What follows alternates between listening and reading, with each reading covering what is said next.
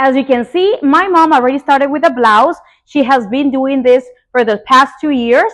And today she's changing the color because we already Introduce the colors that we will be her blouse using. is red. So this is just like a more or less how it's gonna look.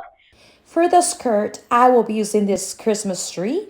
And if you haven't seen this mannequin's transformations for the past years, you can go to YouTube Blanquita's Creations and type how to transform a mannequin into a Christmas tree. Follow All me of on these this journey to transform Yadi's mannequin into this traditional Christmas tree because of the colors.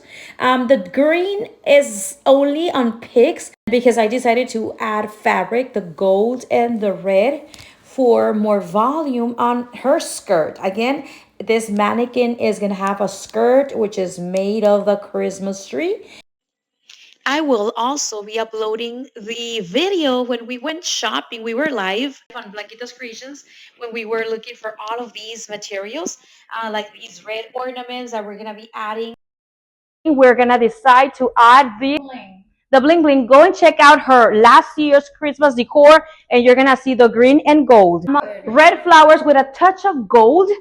Jadi is going for a cardinal theme.